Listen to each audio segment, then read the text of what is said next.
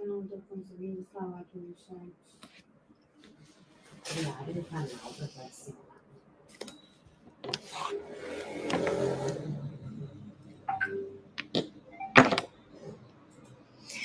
Boa noite, gente. Sejam todos bem-vindos aqui no nosso YouTube do Instituto Ciclos. A gente está muito feliz de estarmos aqui hoje para esse webinar. Gostaria de apresentar a vocês os nossos convidados hoje, a doutora Flávia, que é pediatra, Flávia Scheidauer, especialista em aleitamento materno, consultora IBCLC, fundadora da amamentação científica e também nossa coordenadora adjunta da pós-graduação em aleitamento materno, junto com o professor Marcos, e também o professor Marcos Renato de Carvalho, que está aqui hoje, professor do Departamento de Pediatria da Faculdade de Medicina da UFRJ, pediatra, especialista em amamentação pela Waystar International e consultor IBCLC, editor do portal do aleitamento.com, e os dois estão aqui, né, para conversar sobre esse assunto tão importante que é a amamentação para todos. Então, a gente está muito feliz de ter vocês aqui hoje, né? E também muito feliz de dar início a essa pós-graduação que foi pensada com tanto carinho com vocês aqui do Instituto Ciclos, né? Eu, que me chamo Carol Bandeira, sou uma das sócias aqui do Instituto Ciclos, sou nutricionista materno-infantil, também levanto a bandeira de aleitamento materno, né, junto com a minha sócia Patrícia Scioli, que também é nutricionista, e acreditamos, né, tanto na amamentação, na segurança do aleitamento materno, na saúde como um todo, e com certeza é muito importante que a gente esteja aqui hoje, né, falando sobre esse assunto. Então, sejam todos muito bem-vindos. Boa noite a todas. Obrigado, Carol. Obrigado, Flávia, por estarmos juntos mais uma vez.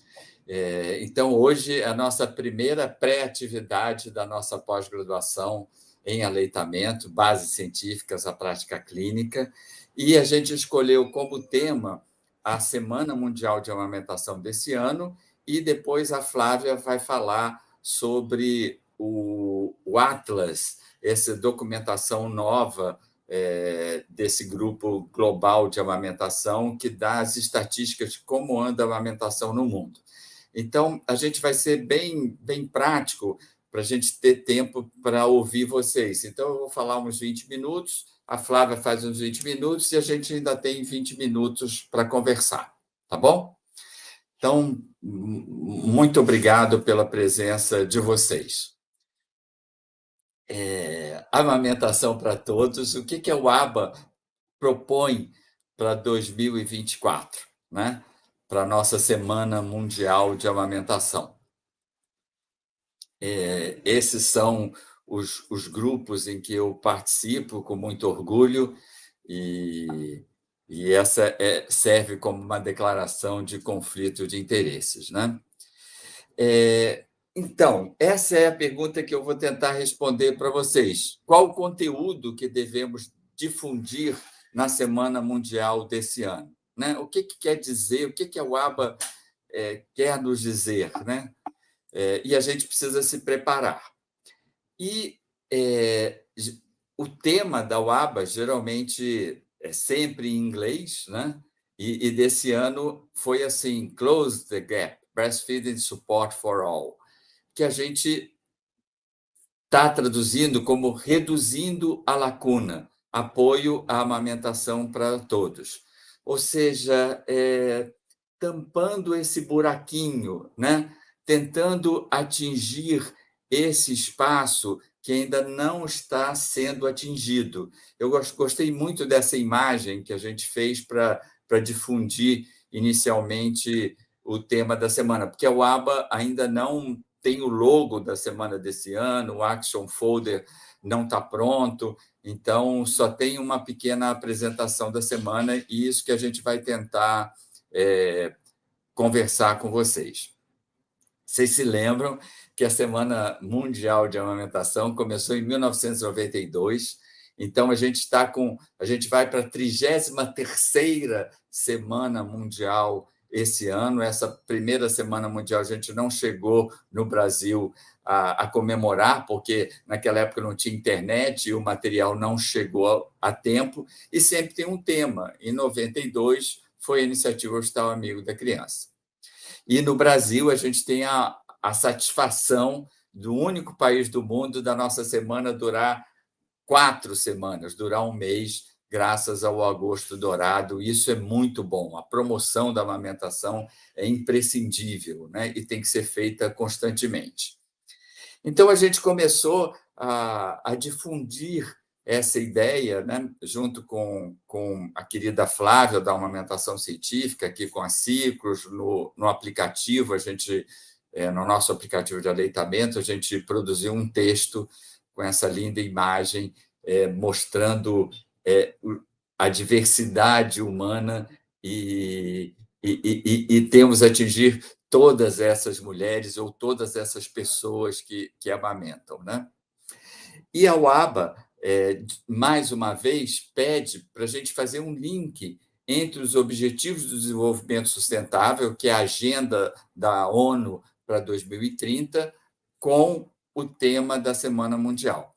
E a UABA nos propõe alguns ODS. O primeiro é a erradicação da pobreza.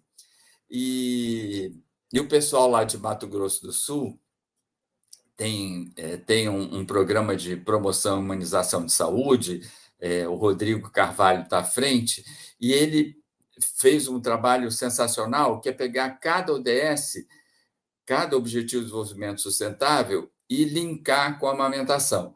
Por exemplo, a amamentação é uma forma natural e de baixo custo de alimentar bebês e crianças. É acessível para todos e não sobrecarrega o orçamento doméstico em comparação com a alimentação artificial por fórmula infantil.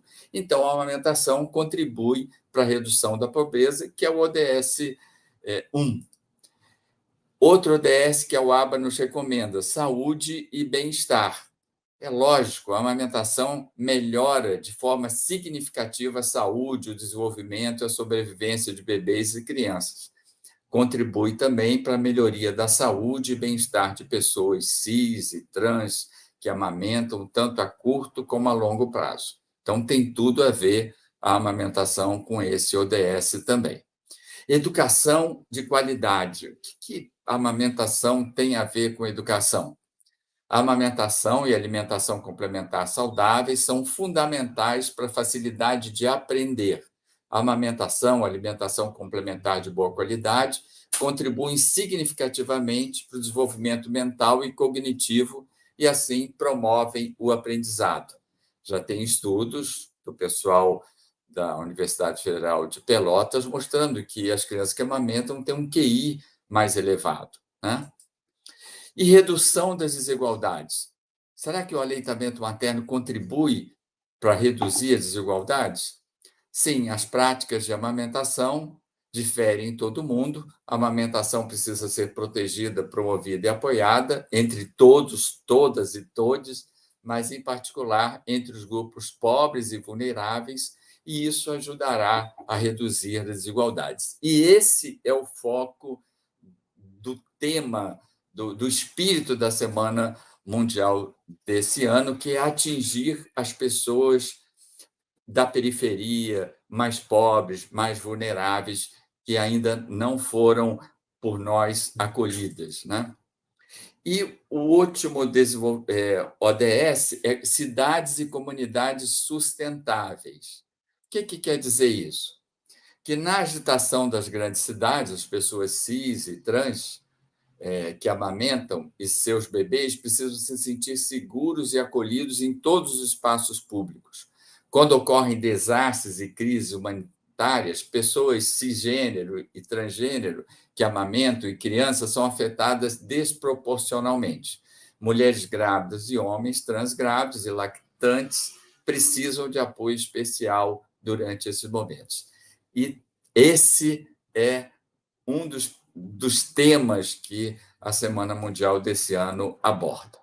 E erradicação do racismo seria um ODS zero, porque a gente vive ainda numa sociedade racista, onde o racismo é estrutural. E essa ideia eu peguei da Fê Lopes, que é a psicóloga negra que defende, junto com a gente, a erradicação do racismo e as particularidades da amamentação negra, né?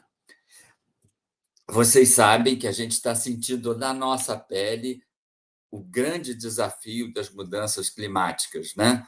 Ou um calor insuportável, ou chuvas demasiado, ou frio demasiado, queimadas, secas, alagamentos.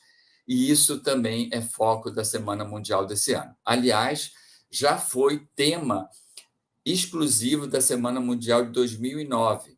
Na calamidade, desastre ou emergência, amamentar é garantia de sobrevivência. Vocês se lembram? A gente abordou esse tema em 2009. E o cartaz oficial do Ministério da Saúde dizia: amamentação em todos os momentos, mais saúde, carinho e proteção, tendo a madrinha Cláudia Leite naquela época. Que pena, porque eu tive que gravar em PDF e esse X aqui não cobria essas fórmulas infantis. Então, isso aconteceu recentemente num desastre em Petrópolis, e pedindo leite infantil para complementação alimentar, e dizia o tipo da fórmula e colocava as fórmulas, as latas aqui, para divulgar esse pedido. Esse é o grande erro nas calamidades. A gente distribuir fórmula infantil no momento em que não se tem acesso à água adequada. Então, o que a gente recomenda é que as lactantes, as nutrizes, sejam apoiadas para que elas continuem amamentando e não dependam dessas fórmulas infantis. Onde e para quem o apoio ao aleitamento não está chegando? Esse é o foco da Semana Mundial, né? E a gente, pensando bem, não chega, por exemplo, para as populações que estão migrantes, que estão saindo dos seus locais, dos seus países, das suas regiões, por calamidades físicas ou políticas, né? Então, os refugiados merecem essa atenção especial. As pessoas com deficiência. Esse é lindo, gente. Uma mãe cega conhece a seu bebê graças a uma ultrassonografia em 3D, né? Então, a gente tem tecnologias para que essas pessoas com deficiência possam receber o nosso carinho, o nosso apoio, para que elas se sintam incluídas nos nossos atendimentos. Por exemplo, a mesma coisa, as pessoas surdas. A gente tem que aprender a amamentação em libras, né? Para que a gente possa apoiar a mãe surda que deseja amamentar. E lá no nosso SlideShare a gente tem esse glossário bilíngue de libras e português para a gente aprender a atender e acolher essas mães surdas. Da mesma forma, a população quilombola, que parece, às vezes, distante da gente, mas que merece uma atenção especial. Elas têm uma cultura em relação à alimentação, a gente tem que aprender com elas isso e apoiá-las para que as fórmulas infantis não cheguem lá e que elas percam essa cultura tão protetiva que é a amamentação. Da mesma forma, a população indígena. Essa é uma foto espetacular de 1992, que a gente utilizou na campanha Amamentar é um Ato Ecológico, né? Com o filho no colo, uma indígena amamenta um filhote de porco do mato. A cena é um hábito da etnia Guajá, do Maranhão, de tratar as crianças, os filhotes de animais que membros da tribo matam por engano para consumir a carne, porque é uma tradição não matar os animais fêmeas, né? Para que essas fêmeas continuem amamentando os seus filhotes. E essa fêmea foi amamentada por engano e esse filhote foi amamentado por essa indígena. Isso é algo espetacular, né? Da cultura indígena. Por exemplo, as populações ribeirinhas, que é uma população de difícil acesso. Então, a gente tem que chegar até essas populações para que a amamentação seja promovida, protegida e apoiada. As populações de periferia, né, que às vezes não tem um grupo de apoio à amamentação, as consultoras de amamentação não chegam, não tem um posto de saúde onde essas mães podem ser acolhidas. Então, a gente tem que chegar às periferias, às populações pobres. E uma outra questão que o ABA nos propõe é que, nesse momento do parto, do nascimento, a gente tenha um olhar especial, porque é aí que se estabelece a amamentação. Essa é uma foto de uma cesárea. Felizmente, está havendo contato pele a pele na sala de parto, apesar da cesárea. Mas a gente sabe que nós somos países campeões de cesárea no mundo e a cesárea pode atrapalhar a amamentação. E a gente tem que conhecer os reflexos, as atitudes do recém-nascido logo após o parto, né? E esse contato pele a pele favorece a amamentação, é a hora de ouro, né? E a UABA nos pede que a gente tenha uma capacitação especial para que esses recém-nascidos curtam a amamentação na primeira hora de vida. Em 2021, a gente fez esse curso Amamentação, Feminismo, Negritude e Pessoas LGBTQIA+, no ENAM online, né? E a gente criou esse slogan para uma amamentação diversa e inclusiva. E a gente criou essa comissão pró-amamentação diversa e inclusiva, cuja a minha querida Flávia também faz parte. Agora a gente tem o índio Ubiraci, que é um índio Patajó, e a gente tem esse grupo que tenta colocar essa questão, que é uma das questões que a UABA nos propõe também, né?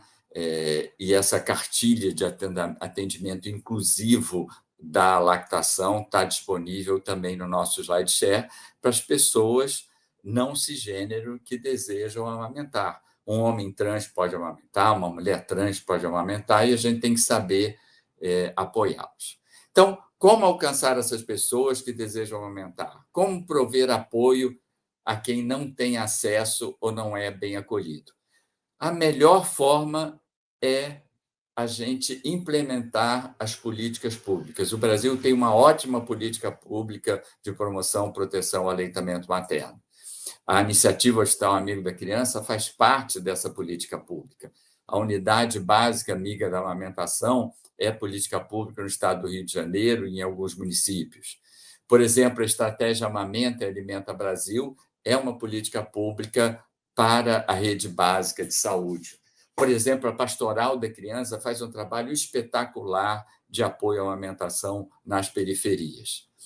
Tem grupos que fazem esse trabalho online, como o GVA, que eu admiro muitíssimo, um trabalho voluntário com dezenas de mães muito capacitadas que há muitos anos fazem esse trabalho. Mulheres apoiando mulheres na amamentação é um outro grupo que faz consultoria de amamentação gratuita, porque o Estado não dá conta. O governo federal, o governo estadual, os governos municipais não dão conta. A gente tem que dar a nossa parte nesse apoio. E eu queria anunciar que a gente vai ter o 5º seminário online preparatório para a Semana Mundial de Amamentação, aprofundando isso que eu falei aqui, amamentação para todos, diversidade, equidade e inclusão. vai ser nas noites de 13 e 14 e o dia inteiro no dia 15 de junho. A gente não está pronta a programação, mas em breve vocês vão ver a programação no Agosto Dourado. O nosso portal é um lugar de apoio, é um lugar onde as pessoas podem ter acesso gratuito a essas informações. O nosso aplicativo também é gratuito.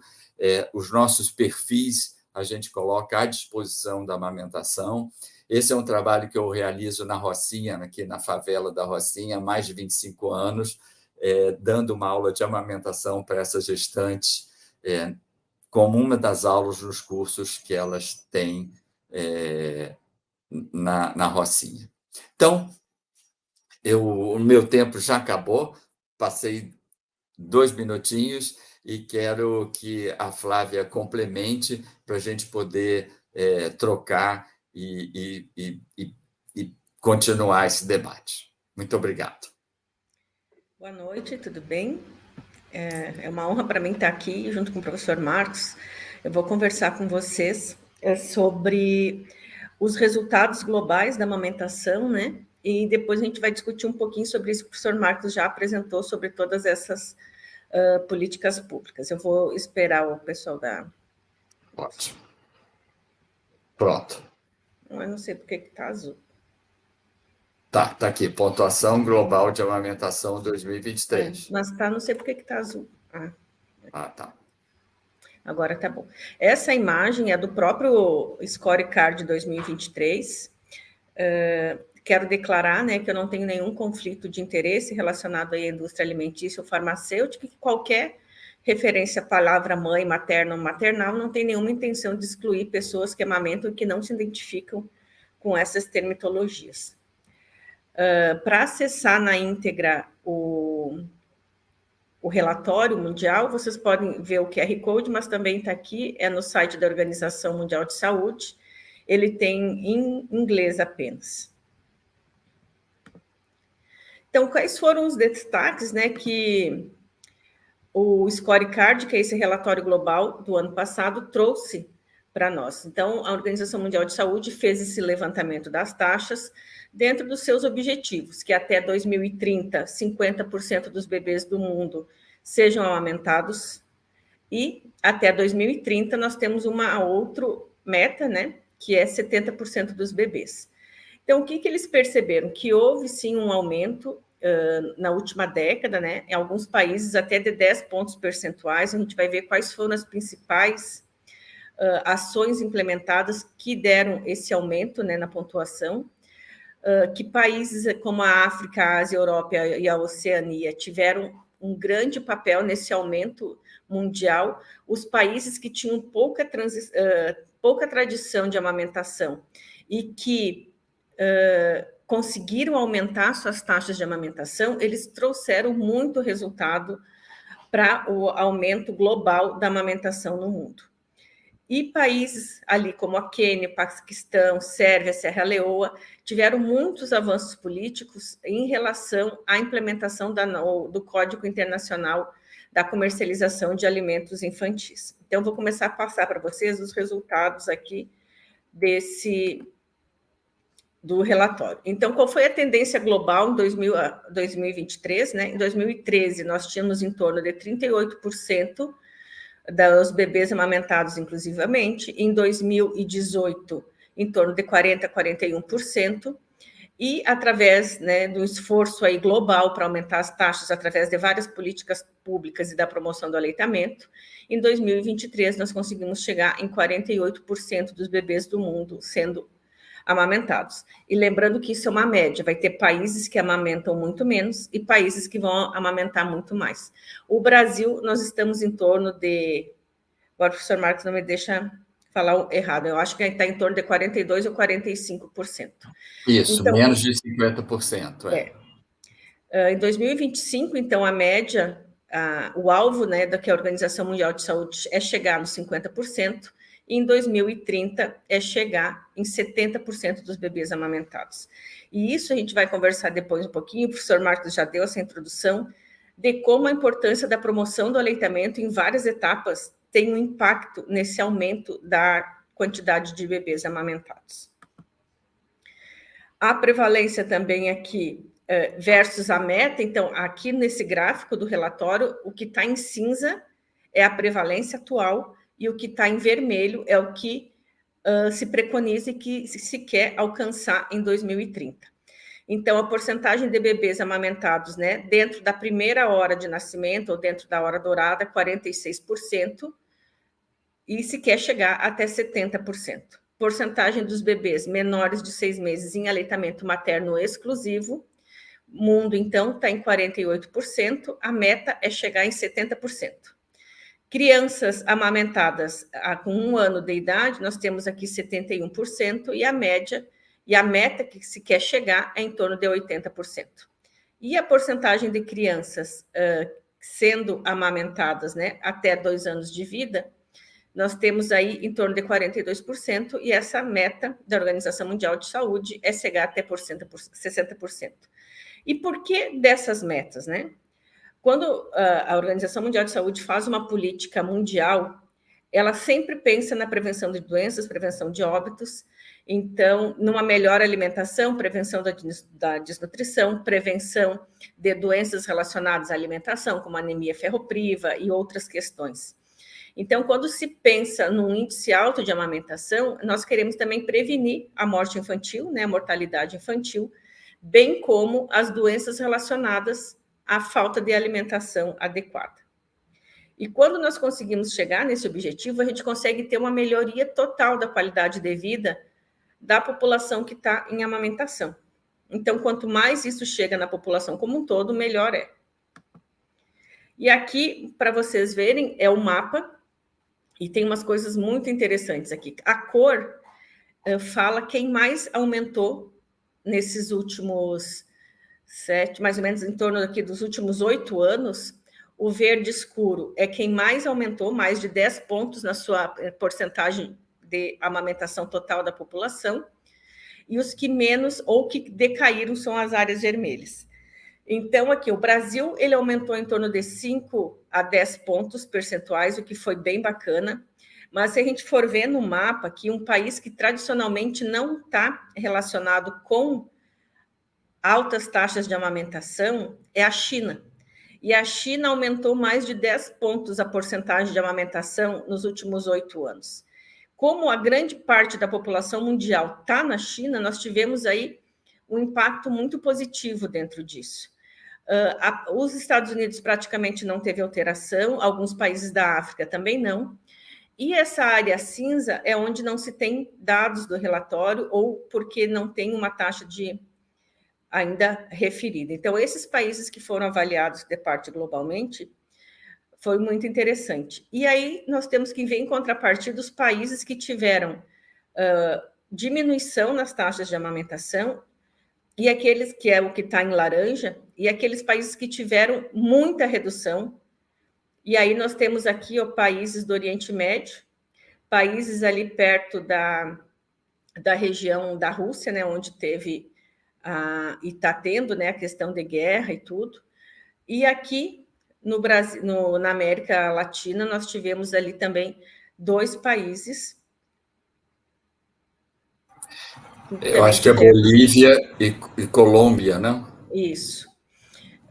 A Venezuela, apesar de tudo, ela não teve aí tanta queda, só que a gente não tem dados, na verdade, da Venezuela, né? Que é o que faz ligação direta com o Brasil e que a gente está tendo, né, uma migração importante lá para Roraima, e que elas chegam sempre a Natal, né? Tem uma aluna da pós-graduação, da turma passada, o professor Marcos, que é de Bela Vista, de Boa Vista, lá em Roraima, e ela falando das condições que essas mulheres chegam, né, fugindo da fome, sem pré-natal, sem acesso nenhum à saúde. Então, tudo isso está correlacionado, né? Quando se promove a amamentação, a gente acaba promovendo a saúde como um todo. Mas o bom, né, que a gente consegue ver nesse mapa é que a gente teve muito mais áreas que aumentaram as taxas de amamentação do que áreas que reduziram. Então, o impacto positivo que foi aí para a gente em 2023 conseguir chegar em 48%. Quase alcançamos a meta para 2025. E aqui também é um gráfico, né, do relatório, mostrando a estimativa dos últimos anos, que é aquele mapa mesmo que a gente mostrou, e mostrando aqui que países como o Afeganistão, que foram destruídos por guerra, e retomando também grande parte aí da sua amamentação. Então, países que são afetados pela guerra, eles têm um impacto direto na saúde das mulheres e das crianças, né? Não só pelo óbito em si, e na questão de desastres e calamidades, as crianças que estão em aleitamento materno, elas acabam sobrevivendo mais justamente por aquilo que o professor Marcos já falou. Não tem água ou a diluição inadequada de fórmula infantil, que acaba piorando a situação de vida dessas crianças. E quais foram, né, as políticas recomendadas aí para proteger, promover e apoiar a amamentação? E isso é importante porque cada país... Aqui no Brasil, nós temos a norma brasileira de comercialização de alimentos infantis, nós temos uma atuação muito grande do IBFAM, né, das ativistas ali indo contra, denunciando, mas nós temos países que não seguem, ou que seguem muito pouco, o Código Internacional de Comercialização de Alimentos Infantis. Então, países que não têm um código... uma ação do código importante na sua região de coibir a publicação de fórmulas e a promoção de fórmulas infantis, eles acabam tendo menor taxa de amamentação. E isso já foi visto, né, com vários documentários. O Tigers veio para mostrar para a gente como que é a indústria, né, nua e crua das fórmulas infantis. Então... como que foi feito esse aumento das taxas de amamentação nessa última década? Primeiro, pelo aumento do financiamento, né, de políticas relacionadas à amamentação, pela implementação integral aí do Código de Comercialização de Alimentos Infantis, então a coibição mesmo da propaganda velada, apesar de hoje a indústria da fórmula burlar, porque na internet, no Instagram, a gente não tem uma norma específica, né? Então, eles acabam usando influencers, blogueiras aí, que estão nesse período vulnerável e que, de forma indireta, acabam fazendo essa publicidade, ou deixando uma lata em cima da mesa, falando de alguma outra coisa, ou falando de como foi difícil amamentar, mas que a fórmula foi uma solução salvadora, né, para aquela família ali. E tudo isso é uma forma de burlar a NBCAL aqui no Brasil, e que isso é feito no mundo todo, né? Então, se a gente não tem políticas claras, né, relacionadas à comercialização das fórmulas infantis, isso acaba reduzindo o aleitamento. Uma outra questão que foi bastante enfatizada e que teve um impacto muito grande no aumento das taxas de amamentação foi ter políticas claras da organização do trabalho para licença familiar, né, a licença maternidade ou parentalidade adequada. Então, no Brasil, a gente tem em torno de 4 a 6 meses, dependendo do regime trabalhista, mas tem países que não têm licença maternidade, não tem licença amamentação, não tem nada. Então, a chance dessas mulheres amamentarem é muito menor. Então, países que começaram a implementar as orientações da Organização Internacional do Trabalho para a licença remunerada também conseguiram melhores taxas e aumento das taxas de aleitamento. E, apesar de ter uma orientação, né, internacional, os países eles podem optar o que eles vão implementar. Então, quanto maior for os itens implementados para a licença amamentação, licença remunerada, maiores são as taxas de amamentação. Outras questões também relacionadas ao trabalho. Mulheres e países, né, que têm ou que implementaram questões relacionadas ao retorno ao trabalho com locais adequados para extração, armazenamento, com intervalos para que essa mulher possa amamentar seu bebê, também tiveram um aumento nas taxas de amamentação. Então, a partir do momento que vai avançando outras estratégias legais de apoio, como principalmente relacionados ao retorno ao trabalho, e quando tem uma ação mais dura das leis de comercialização de fórmula, tudo isso ajudou a aumentar as taxas. E também questões como a UABA mesmo, né? A Semana Mundial de Aleitamento, a própria promoção da amamentação em grupo, seja no seu posto de saúde, seja grupo de gestantes, seja o apoio imediato à rede de banco de leite humano brasileira, né, que apoia quantas mulheres aí. Então, tudo isso são políticas que ajudaram a melhorar as taxas de amamentação.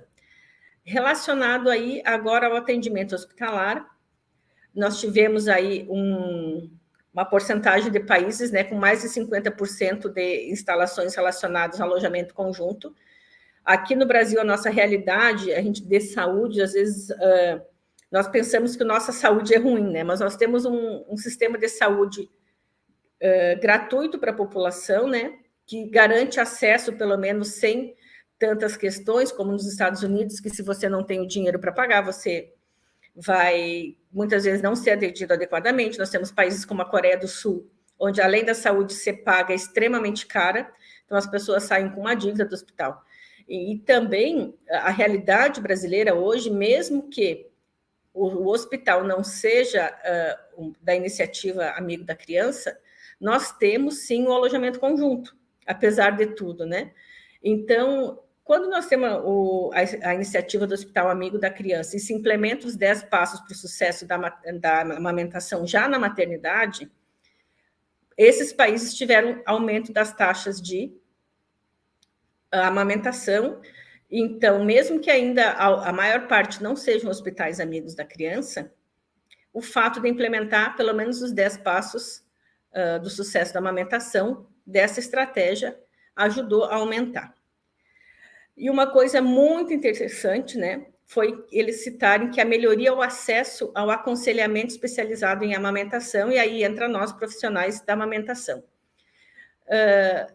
O aconselhamento é algo importantíssimo para o acolhimento dessas famílias, né? Não só atender essas famílias sem julgamento, mas como também prestar o manejo clínico adequado. Aqui no Brasil, a gente tem cada vez mais, né, profissionais da amamentação, profissionais que estão procurando fazer parte desse universo, né? E isso cada vez mais ajuda as famílias a terem um apoio. Esses dados aqui, eles não foram separados por país. Então, a gente não consegue saber qual foi o país que aumentou mais por um fator ou por outro. Mas, no geral, foram esses os parâmetros principais aí. Questão de fortalecimento de vínculos, né, entre o sistema de saúde e as comunidades. Eu acho que é bem importante no Brasil a estratégia de saúde da família, onde a gente tem esse vínculo muito importante. Também as unidades básicas amigas da amamentação, que surgiu lá no Rio de Janeiro, mas tem de forma informal, muitas vezes sendo feita. As alunas da pós-graduação que o professor Marcos coordena, muitas levaram para as suas unidades básicas, né, a estratégia da unidade básica amiga da amamentação, e isso faz com que as mulheres que estão com dificuldade de amamentação sejam acolhidas, porque num período muito difícil de ter um bebê pequeno, se ela tiver que ir numa outra cidade para ir num banco de leite, ou ter que atravessar a sua cidade e ir para um outro bairro, muitas vezes isso não é factível, mesmo pelo próprio preço, né, da condução, como pela dificuldade de locomoção com um bebê pequeno. Então, quando a gente consegue ter no próprio bairro, a unidade de saúde onde ela fez pré-natal, ela conseguir ser acolhida para a questão do manejo clínico da amamentação, isso faz com que se promova muito mais a amamentação. Aí aqui a gente teve quais foram, né, as questões aí. Vocês desculpem estar em inglês, mas isso eu não consegui traduzir no Google Tradutor a imagem. Então, aqui o percentual de crianças de 0 a 5 meses em amamentação exclusiva em locais, né, pelo estado aqui que tem o Código Nacional de Leites Infantis, como a NBCAL, semelhante, né? Então, países que têm uma norma rígida, como a NBCAL brasileira, a gente tem taxas de amamentação em torno de 55%. E aqueles países que não têm nenhum tipo de lei ou que não têm medida legal contra a comercialização, a gente tem baixas taxas, que é aquele retângulo de baixo, 35%. Então, vocês veem que uma das principais importantes medidas para um país aumentar suas taxas de amamentação é ter um controle rígido sobre a publicidade das fórmulas infantis. E aqui, ó, em bebês de 20 a 23 meses de idade, né, relacionadas aí também a ter uma norma de comercialização rígida, 57% dos bebês amamentam exclusivamente, contra 24% em países que não têm uma norma estabelecida. Então, para a gente entender o impacto e a importância da MBCAL brasileira e de ações aí do IBFAM e de várias outras questões que promovem a amamentação. Aqui são algumas questões que eles trouxeram sobre a licença maternidade remunerada. Então, quanto maior, o que a gente já conversou, né? Quanto melhor as normas aí, seguindo as normas da Organização Internacional do Trabalho, maiores são as taxas de amamentação. Então, países como a Europa têm melhor, os países europeus ali, os que melhores atendem, né, as recomendações são os países europeus, e aí a gente vê mesmo a questão dos países nórdicos, da própria Inglaterra, da França, que tem uma licença maternidade muito mais ampliada do que a brasileira, né? Em comparação com a americana, então, que praticamente não tem. Então, aqui, a maior parte dos países da África, 44%, não atendem o que é estipulado pela Organização Internacional do Trabalho. Isso tem um impacto importante na amamentação.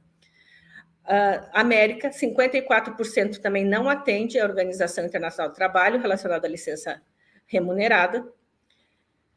E no mundo, que é esse gráfico aqui, em torno de 36%. Então, se a gente conseguisse melhorar, que a licença maternidade remunerada melhorasse nesses países, a gente teria um aumento muito importante, sem muito esforço aí da questão da parte da promoção, mas não é a realidade, né? Cada vez mais esse mundo que a gente está vivendo está reduzindo direitos das mulheres, né?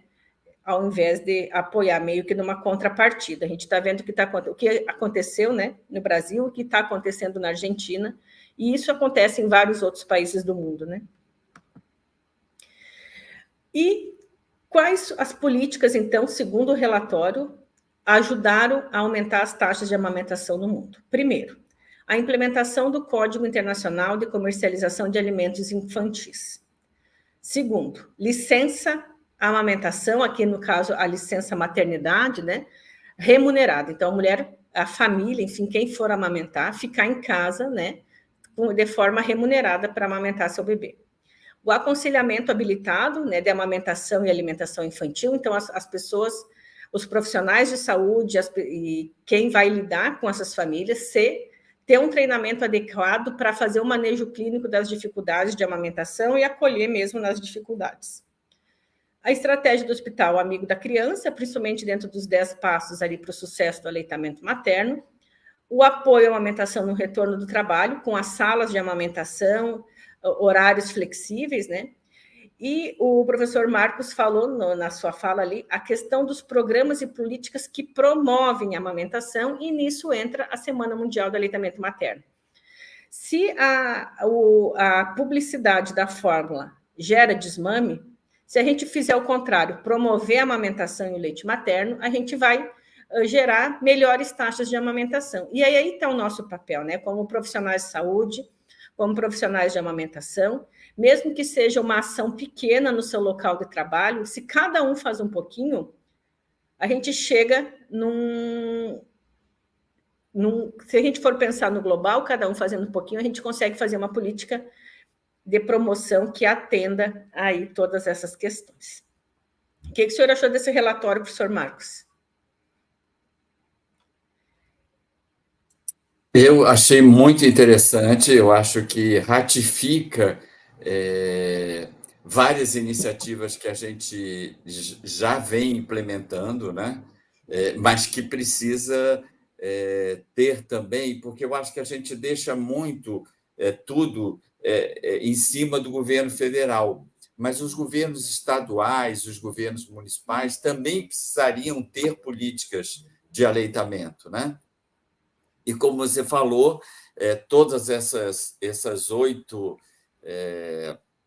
iniciativas são muito boas, mas faltou a iniciativa de promoção, de marketing do leite materno e da amamentação, como a gente faz há muitos anos na Semana Mundial, no Agosto Dourado e em outras oportunidades também. Então, falta a gente promover mais esse produto nosso que é espetacular, mas que falta ser publicizado de uma maneira competente.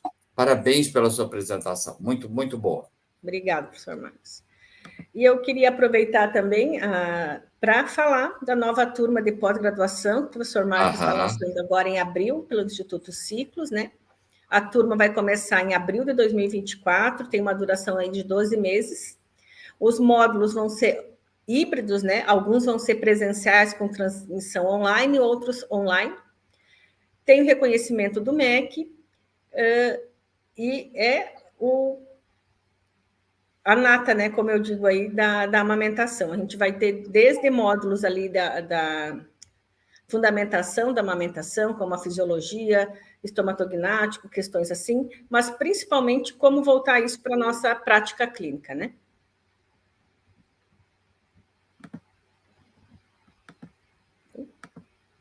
Os professores aí que a gente já tem confirmado são pessoas que já trabalham no aleitamento há pelo menos 20 anos, né?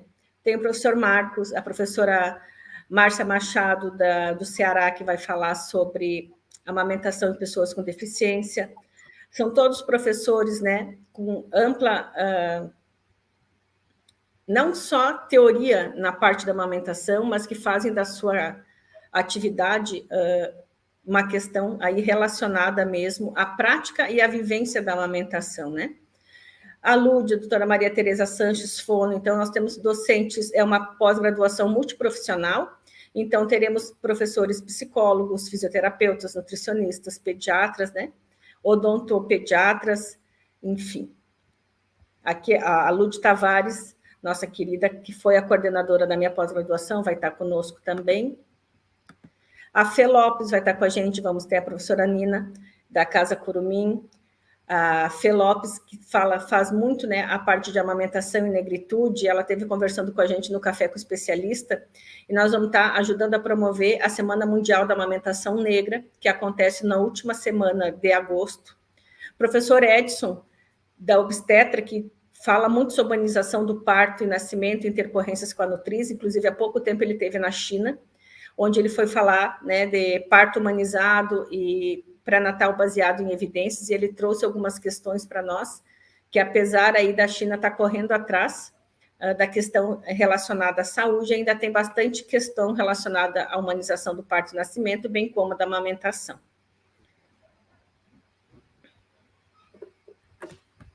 O Edson tem um curso espetacular, que Sim. é um curso de pré-natal baseado em evidências, que vale a pena quem trabalha com pré-natal fazer.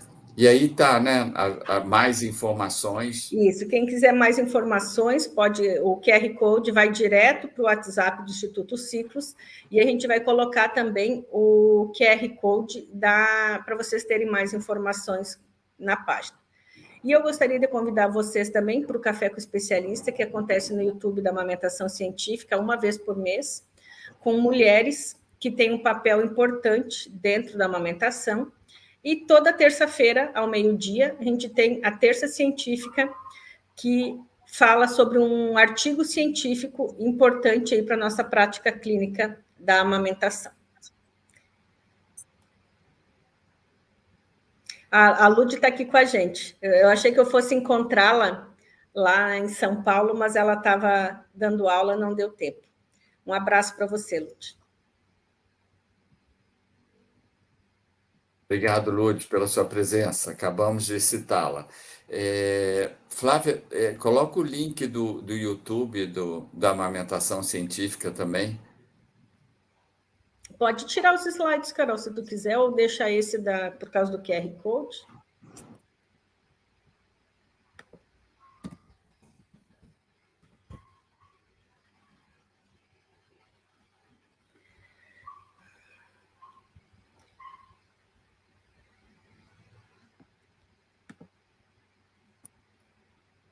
Bom, o que eu tinha para falar sobre o scorecard era isso. Eu não sei se alguém tem alguma dúvida para o professor Marcos, a gente está à disposição.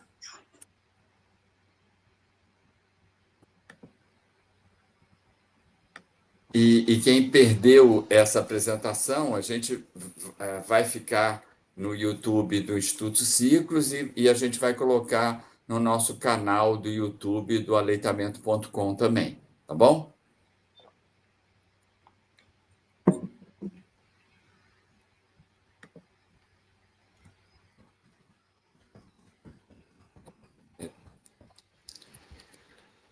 Eu não estou acessando aqui o YouTube. Tem perguntas lá para a gente? Tem Eu comentários? fiquei falando aqui, ninguém me escutou. Mas aqui eu coloquei o link do YouTube da amamentação científica da Flávia para as pessoas clicarem.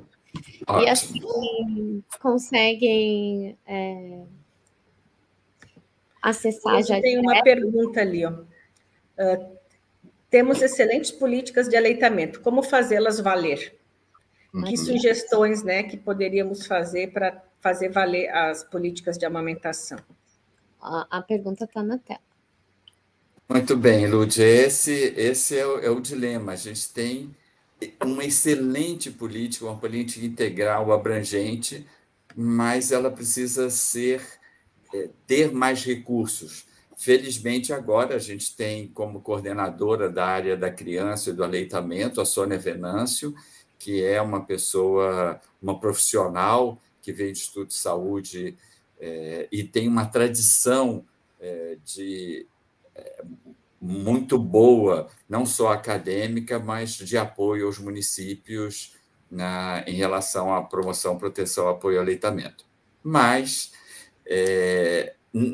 como eu disse, não só o governo federal deve ter uma política de aleitamento, os governos estaduais também. Por exemplo, aqui no governo estadual do Rio, a iniciativa Unidade Básica Amiga da Alimentação é uma política que tem mais de 20 anos, e também os municípios. Desculpa, como o seu município de Piracicaba tem uma política municipal de aleitamento e também tem um comitê interinstitucional de aleitamento que você coordena. Então, essas iniciativas locais são muito importantes para que a gente possa atingir as populações. Uma observação importante é que essa política de aleitamento nossa no Brasil é muito boa, mas ela tem esses lapsos, né? Que é justamente que o ABA nos propõe esse ano. Como atingir as lactantes ou nutrizes PCD?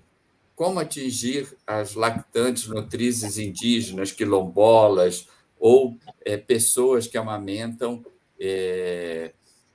homem trans, mulher trans que querem amamentar e amamentam. Então, isso não existe ainda na política, por isso que é importante essa provocação que a UABA nos faz. Bom, gente, A Marcele perguntou ali sobre como pode fazer para ganhar uma bolsa para pós. Entre em contato com o Instituto Ciclos aí. Então, eu ia colocar aqui agora. Então, eu deixei aqui, a gente deixou aqui, ó, esse é o link, tá aqui nos nossos comentários, o link para falar direto, né, clicar, ter as informações da pós-graduação.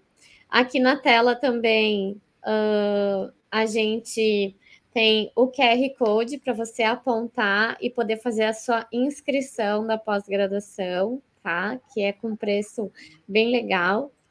A Marcele fez a pergunta como ela pode fazer para ganhar uma bolsa. Você pode entrar em contato, também deixamos aqui nos comentários. Ó, esse aqui vai direto para o link, para o comercial. Você pode estar conversando com o pessoal do comercial, certo?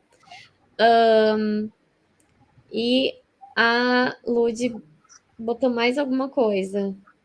Essa pergunta de milhões, né? Precisamos, deixa eu botar até aqui, de mais visibilidade para as questões de amamentação em todos os espaços e para todos. Colocar o assunto na mesa em diferentes espaços seria promissor. Com certeza, né? E a gente, como sabe, quando tu lança a pedrinha na água, tu faz uma onda, mesmo que ela se dissipe, se tu continua, né, insistindo. Então, antes, dentro da medicina, aqui na região, a gente não se falava praticamente nada de aleitamento, tinha uma aula pequena.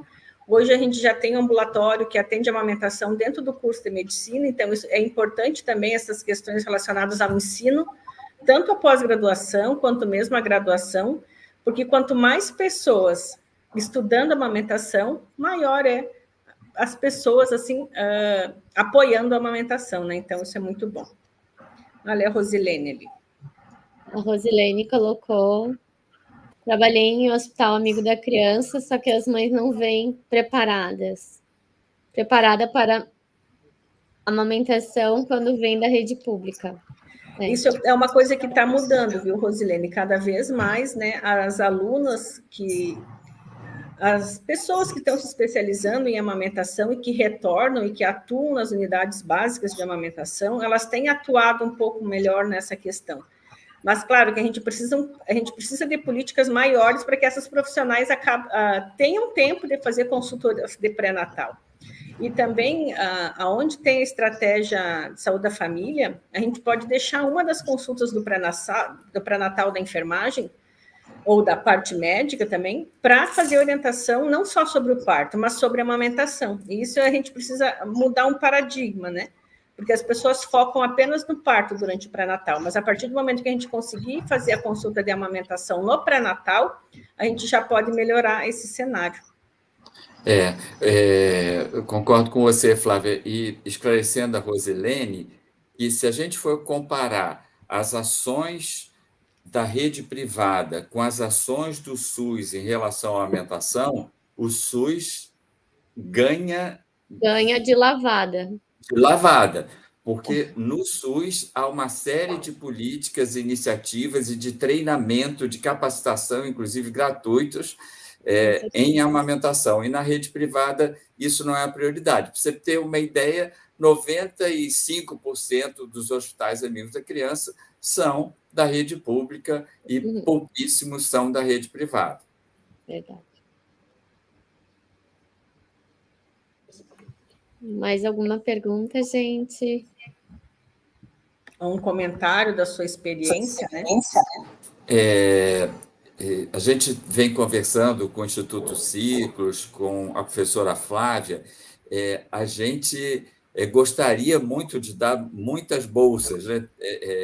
Mas há uma prioridade nessas bolsas que são para profissionais PCD, né? Então, a gente já tem na fila para receber bolsas mães que são neurodivergentes, que são PCD e que a gente gostaria de contemplá-las de alguma forma para ser coerente com esse nosso discurso da amamentação diversa e inclusiva, né? Sim. Isso é uma coisa também que é bom a gente deixar mais esclarecido, né?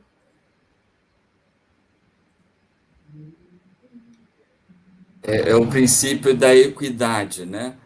Dar mais a quem precisa mais, né? E a gente vai Pessoal, tentar nós estamos fazer aí isso. nos encaminhando para o fim, falta 2 minutinhos. Mais alguém gostaria de falar sobre a sua experiência? Ou alguma. Deixa eu ver, eu vou dar uma. Ver se alguém falou alguma coisa aqui.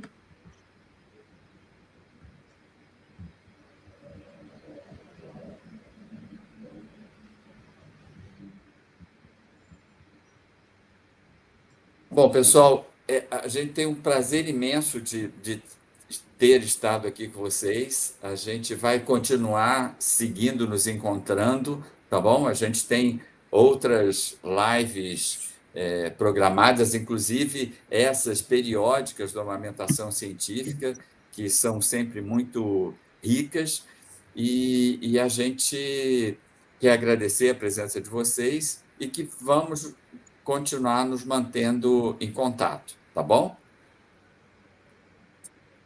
Acho que podemos nos despedimos. Agradeço aí a todos e nos encontramos no próximo Web Ciclos da Amamentação aí. Certo, então. Boa noite, gente. Boa noite. Boa noite. Obrigado.